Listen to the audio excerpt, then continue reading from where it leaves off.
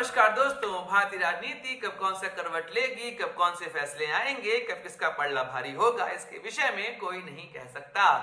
जहां अचानक से इंडिया गठबंधन अपने आप को साबित करने में लगा हुआ था, वहीं पर भारतीय प्रधानमंत्री ने संसद के विशेष सत्र का आयोजन कर दिया और यह सत्र आयोजित होगा 18 सितंबर से 22 सितंबर के बाद। जी हां, G20 की मीटिंग के जस्ट बाद। ऐसे में G20 मीटिंग की सफलता को भी यहाँ पे पब्लिक के सामने संसद के माध्यम से रखा जाएगा कि आखिर इस मीटिंग के बाद हमने क्या अचीव किया। इसके पहले एक नई कमेटी बनाई गई, जिस कमेटी के अध्यक्ष बनाए गए रामनाथ कोविंद, और यह कमेटी चर्चा करेगी एक देश एक चुनाव पर। इस कमेटी में 7 और लोग शामिल किए गए और इन 7 लोगों में एक नाम था अधीर रंजन चौधरी का। अधीर रंजन चौधरी जो कि कांग्रेस के सदस्य हैं और लोकसभा में कांग्रेस के विपक्ष के नेता हैं। अधीर रंजन चौधरी ने एक बात कही कि ऐसी डमी कमेटी में पार्टिसिपेट नहीं करूंगा। उन्होंने अपना नाम वापस ले लिया, लेकिन उन्हें चर्चा तो करनी चाहिए थी। दोस्तों, आज हम बात करेंगे भारत में राज्यों के निर्माण को लेकर और बात करेंगे राहुल गांधी के स्टेटमेंट को, जहां पर उन्होंने कहा कि एक देश एक चुनाव देश के संघवाद पर हमला है। पूरी बात को यहाँ पर डिस्कस करेंगे और जानेंगे आखिर क्या है मुद्दा संघवाद का। तो फिर नमस्कार दोस्तों, मैं हूं सुधांशु और आप देख रहे हैं द स्वदेश।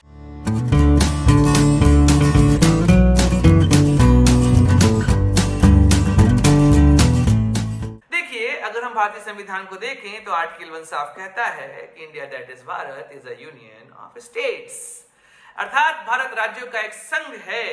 अब यहाँ पे संघ का अर्थ क्या है, इसके पहले हमें भारत में राज्यों के निर्माण की प्रक्रिया को समझना पड़ेगा। जब हम भारत में राज्यों के निर्माण की प्रक्रिया की बात करते हैं तो देश में हमें भाषाई आधार पर राज्यों की बात पता चलती है। 1905 में जब बंगाल का विभाजन किया गया तो बंगाल के विभाजन के बाद यह महसूस किया गया कि अगर देश में भाषाई आधार पर राज्य बनाए जाएंगे तो ऐसे में देश और अच्छे से प्रगति कर पाएगा और स्वतंत्रता आंदोलन अच्छे से ऑर्गेनाइज हो पाएगा। इस बात को उठाया था बाल गंगाधर तिलक ने। इधर दक्षिण भारत में मद्रास प्रेसिडेंसी में झगड़ा हो रहा था तेलुगु और तमिल भाषाई लोगों के बीच में, जहां पर सेपरेट तेलुगु लैंड की डिमांड चल रही थी। ऑल इंडिया कांग्रेस कमेटी ने 1917 में तेलुगु भाषा के आधार पर राज्य की बात मानी और 1920 में नागपुर सेशन में इसे स्वीकार किया कि आजादी के बाद हम भाषाई आधार पर राज्य बनाएंगे।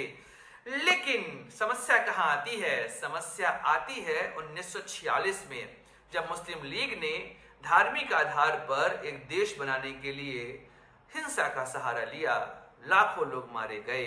16 अगस्त का वह दिन था जब डायरेक्ट एक्शन डे की बात कही गई मोहम्मद जिन्ना के माध्यम से। तो देश डर गया। इसने कहा कि अभी धर्म के आधार पे हम विभाजित हुए हैं, कहीं भाषा के आधार पर ना हो जाएं। ऐसे में जब संविधान लिखा जा रहा था तो उस दौरान भी कई लोगों ने भाषाई आधार पर राज्यों की बात कही। तो डॉक्टर राजेंद्र प्रसाद ने कमेटी बनाई एसके धर के लीडरशिप में। इस कमेटी ने अपनी रिपोर्ट में कहा कि देश में अभी भाषाई आधार पर राज्यों का निर्माण नहीं होना चाहिए। अगर राज्यों का निर्माण करना भी है तो वो ज्योग्राफिकल और इकोनॉमिकल हो। यहाँ पर B.R. अम्बेडकर ने भी एक रिपोर्ट दी थी इस कमेटी को, जिसमें उन्होंने कहा था कि भाषाई आधार पर राज्य बनने चाहिए, अर्थात वह भाषाई आधार पर राज्यों के समर्थक थे। कांग्रेस ने 1949 में एक कमेटी बनाई, JVP कमेटी, जवाहरलाल नेहरू, वल्लभ भाई पटेल, पट्टाभी सीतारमैया की लीडरशिप में। इस कमेटी ने भी कहा कि वर्तमान समय में भाषाई आधार पर राज्य नहीं बनने चाहिए। इसके बाद तो साउथ इंडिया में बवाल हो गया। पोटे श्रीरामुलु ने एक अनशन आयोजित किया और उस अनशन के दौरान ही 1952 में 52 दिनों के अनशन के बाद उनकी मृत्यु हो जाती है। तब सरकार के ऊपर दबाव पड़ता है। जवाहरलाल नेहरू की सरकार ने 1953 में पहली बार मद्रास को काटकर एक भाषाई आधार पर राज्य बनाया। उसका नाम रखा आंध्र प्रदेश, जिसमें आज का तेलंगाना, सीमांध्र और रायलसीमा आते हैं। इसके बाद तो पूरे देश में भाषाई आधार पर राज्यों की बात छिड़ गई। अगर हम संविधान को देखें तो 1950 में जो संविधान स्वीकार किया गया उसमें राज्यों को 4 आधार पर बांटा गया था, part A, part B, part C, part D. जहां पर पार्ट ए ब्रिटिश प्रोविंसेस का ही रूप थे, पार्ट बी में आते थे प्रिंसली स्टेट, पार्ट सी में कमिश्नरीज और पार्ट डी में लेफ्टिनेंट गवर्नर के द्वारा रूल किया जाने वाला अंडमान निकोबार। तो ऐसे में 1953 में एक कमेटी बनाई जाती है। उस कमेटी का नाम था फजल अली कमेटी और फजल अली कमेटी ने एक रिपोर्ट दी। उस रिपोर्ट में कहा कि भाषाई आधार पर राज्य बन सकते हैं। उसकी प्रक्रिया भी वहां पर समझाई गई कि कैसे बनाया जाएगा। इसके बाद स्टेट रिकॉग्निशन एक्ट 1956 आता है और 7वां संविधान संशोधन 1956 में किया जाता है। इसके इसके आधार पर part A, part B, part C, part D की प्रक्रिया की जगह पे एक नई प्रक्रिया अपनाई गई। यह प्रक्रिया थी राज्य और केंद्र शासित प्रदेशों को लेकर। यहाँ पर 14 राज्य और 6 केंद्र शासित प्रदेश बनाए गए। इसके बाद तो हर जगह पर राज्यों की मांग बढ़ती गई, तो फिर बॉम्बे को काट के बनाया गया महाराष्ट्र और गुजरात, और पंजाब को काट के बनाया गया पंजाब और हरियाणा। यह भाषाई आधार पे थे। लेकिन जो सबसे बड़ा परिवर्तन आया वो 1970 के बाद देखा जा रहा है। आप अगर देखेंगे तो पुदुचेरी, दादरा नगर हवेली, दमन दीव और गोवा और सिक्किम को हमने आजादी के बाद जीता। जहां पर गोवा, दमन दीव और दादरा नगर हवेली यह था पुर्तगीज के अंदर, वहीं पर पौंडीचेरी था फ्रांसीसीज के अंदर, वहीं पर सिक्किम चोग्याल डायनेस्टी के अंदर था। तो फिर आप देखेंगे 1971 के बाद कई सारे नए राज्य बनाए गए। ये राज्यों का परिवर्तन पूर्वोत्तर में देखने को मिलता है, जहां पर आप देखेंगे जो पूरा एरिया है इसको काट के कई सारे नए राज्य बनाए गए। इसमें मिजोरम, त्रिपुरा, अरुणाचल प्रदेश, नागालैंड, मेघालय थे। बाद में सिक्किम को इसमें ऐड किया गया। 1987 में मिजोरम, अरुणाचल प्रदेश और गोवा को राज्य का दर्जा दिया गया। 2000 में भी राज्य बनाए गए। बिहार से काटकर झारखंड, मध्य प्रदेश से काटकर छत्तीसगढ़ और उत्तर प्रदेश से काटकर उत्तराखंड का निर्माण किया गया। उधर आपको याद होगा 1953 में आंध्र प्रदेश बनाया गया था, लेकिन तेलंगाना मूवमेंट अलग ही चल रहा था और तेलंगाना मूवमेंट की वजह से 2014 में आंध्र प्रदेश से काटकर तेलंगाना बनाया गया। और फिर 2019 में जम्मू कश्मीर के स्टेटहुड को खत्म किया गया और इसकी जगह पर इसको 2 यूटी में बांट दिया गया, जहां पर लद्दाख यूटी रहा और वहीं पर जम्मू कश्मीर में इलेक्टेड गवर्नमेंट की भी प्रक्रिया को स्वीकार किया गया।